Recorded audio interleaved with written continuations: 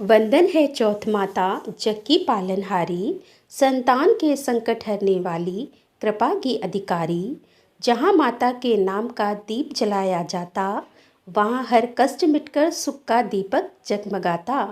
चौथ माता का आशीष हर मन को संजीवनी देता, भक्तों की अरज सुन संकट हर पग में टलता।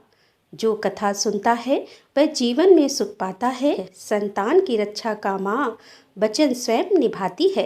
आप सभी को सकट चौथ की हार्दिक शुभकामनाएं। चौथ माता सभी के संतानों की रक्षा करे और सभी के घर में खुशहाली के भंडार भरे।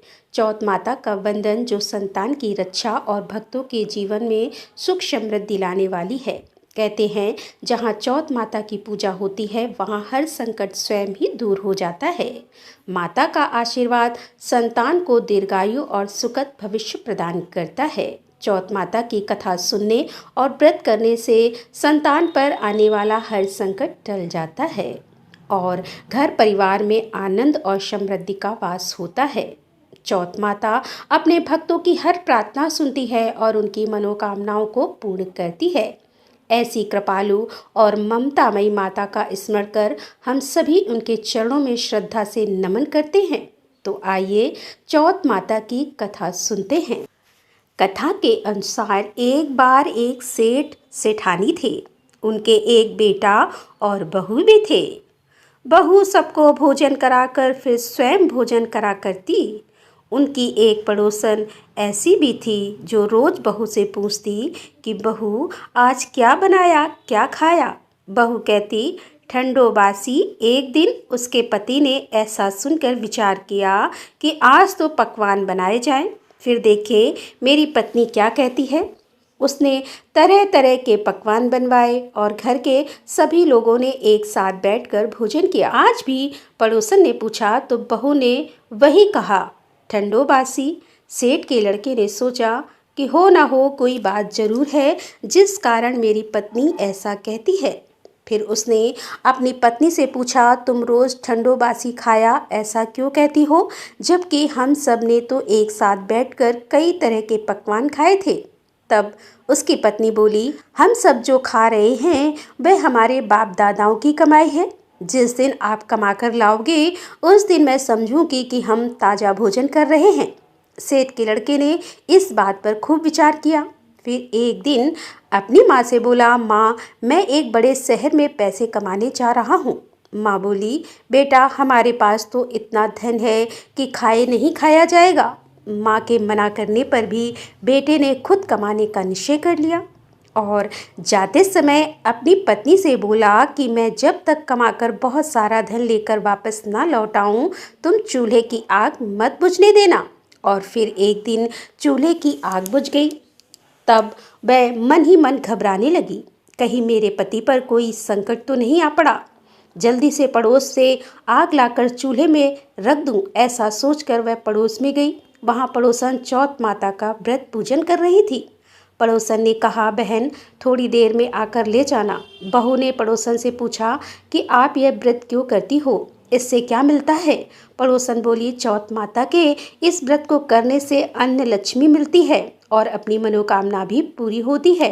अब बहू भी चौथ माता का व्रत करने लगी। दीवार पर चौथ माता बनाई और उस दिन घी गुड़ का चूरमा बनाकर रात को चंद्रमा को अर्घ देकर भोजन करती।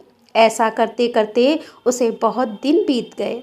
उधर चौथ माता ने बहू के पति को सपने में दर्शन दिए कि साहूकार के बेटे तू जाग रहा है कि सो रहा है, तेरी पत्नी तुझे बहुत याद कर रही है।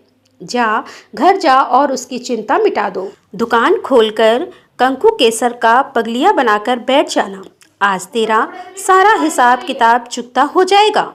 अब तो चौथ माता ने जैसा कहा था वैसा ही हुआ। उसने घर जाने की तैयारी की और गाड़ी भरकर धन दौलत लेकर चल पड़ा।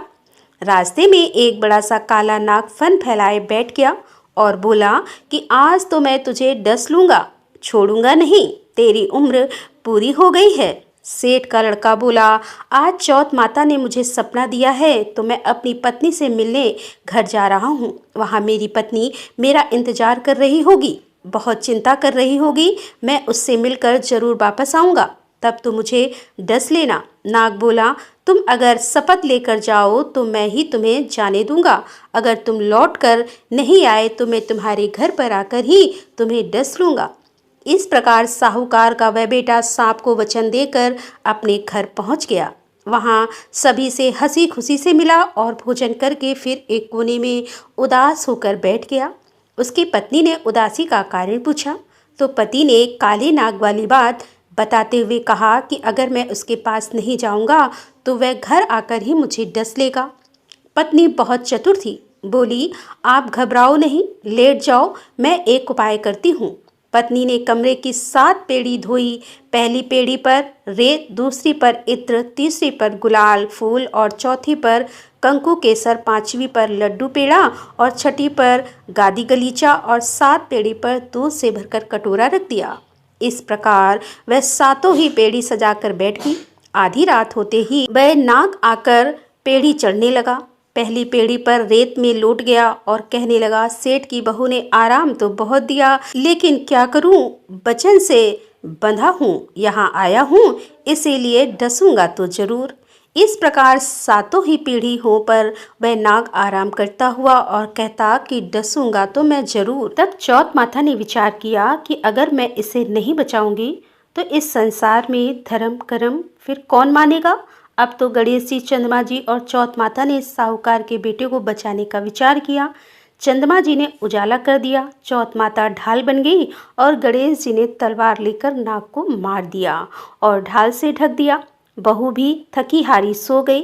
दिन हुआ तो लोग बेटे से मिलने आए, परंतु बेटा बहू तो उठे ही नहीं थे। बहुत देर हो गई तो माँ उन्हें उठाने के लिए गई।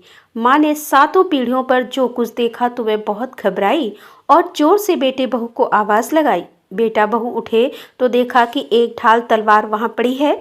अब ढाल उठाई तो वही काला नाग मरा हुआ पड़ा है। बेटा बहू ने सोचा कि आज तो धर्म कर्म ही आड़े आए, जब भगवान श्री गणेश और चौथ माता ने हमारी रक्षा की है। चौथ माता अपने जैसे सेठ के बेटे बहू की रक्षा की, वैसे सबकी रक्षा करना। प्रेम से बोलिए चौथ माता की जय। तो दोस्तों, ये थी चौथ माता की कथा। उम्मीद करती हूँ ये कथा पसंद आई होगी। कथा पसंद आने पर वीडियो को लाइक करें, शेयर करें। मिलते हैं अगले वीडियो के साथ, तब तक के लिए राधे राधे, जय श्री कृष्णा, हर हर महादेव, जय भोलेनाथ की।